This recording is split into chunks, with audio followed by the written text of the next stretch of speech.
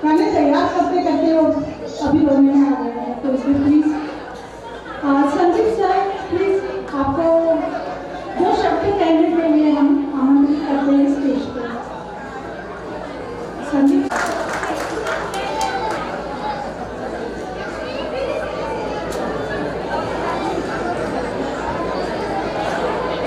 मला माहिती आहे की या ठिकाणी आपले जे आहे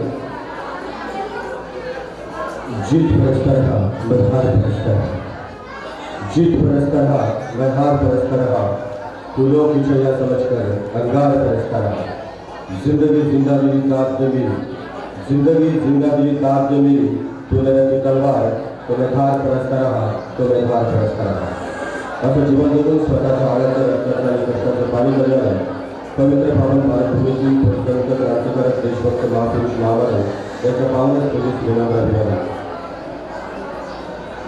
national welfare society's jingle bell schools organised annual function इस एनुअल फंक्शन समारोह के रूप में उपस्थित सभी मान्यवर सभी स्टूडेंट्स और उनके माता और पिता इन सभी को आज भारतीय प्रजासत्ताक दिन की हार्दिक शुभकामनाएं। मी या ठिकाणी एक प्राध्यापक किंवा प्राचार्य म्हणून बोलूच उभा राहिलेलो नाही, कारण माझी मुलगी सुद्धा या जिंगल बेल स्कूलची विद्यार्थिनी राहिलेली आहे। ती या ठिकाणी उपस्थित सुद्धा आहे असलेला आणि सध्या ती अंडरग्राउंड स्कूलमध्ये सेकंड क्लासला शिकत आहे। माझं या मंचावर उपस्थित राहण्याचं औचित्य फक्त एकच आहे की सर्व पालकांना या ठिकाणी आवर्जून सांगू इच्छितो की खऱ्या अर्थाने एज्युकेशन टू ड्रॉ आउट ज्याला आपण म्हणतो, विद्यार्थ्यांच्या सुप्त मुलांना आजच्या काळात बाहेर काढणे आवश्यक आहे।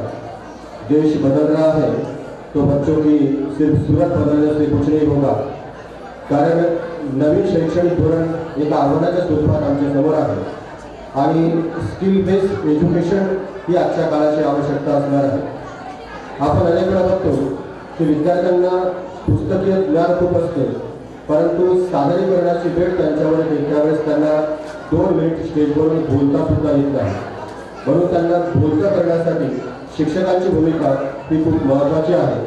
आणि या ठिकाणी ते शिक्षक विद्यार्थ्यांकडून वेगवेगळ्या ॲक्टिव्हिटी करून घेत आहेत, ते मला असं वाटतं आपण सर्वांनी बघितलंय।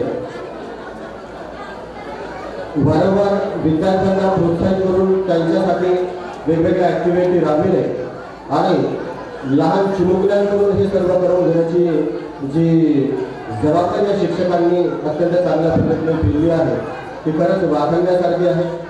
त्यांच्या कष्टाचं चीज आपण या ठिकाणी या सादरीकरणाच्या माध्यमातून बघत आहोत। विद्यार्थी हा शिक्षकांकडे कशा पद्धतीने सुरक्षित असतो याची जाणीव सुद्धा आज या निमित्ताने आपल्याला होताना दिसते। जिंगल बेल स्कूल हा एक असा परिवार तयार झालेला आहे की वेगवेगळे विद्यार्थी वेगवेगळ्या माध्यमातून या ठिकाणी येतात आणि वर्षभर सातत्याने भारतीय संस्कृतीचं वेगवेगळं प्रारूप म्हणजे कांदापोळा असेल, दिवाळी फेस्टिवल असेल, हॅपी न्यू इयर असेल, एवढंच नाही तर माझ्या मुलीला अजूनही आठवतं की स्कूलमधल्या प्रत्येक मुलाचा किंवा विद्यार्थ्याचा वाढदिवस असेल तर तो अत्यंत उत्साहामध्ये साजरा केला जातो। ही अत्यंत मूलभूत अशी संस्कृती आम्ही डेव्हलप करण्याचा प्रयत्न या स्कूलच्या माध्यमातून करत आहोत।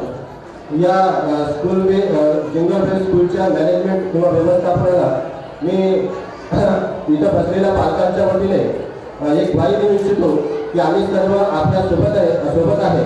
दानिया मैम हम आपके साथ हैं, आप आगे बढ़ो, आपका इसी प्रकार से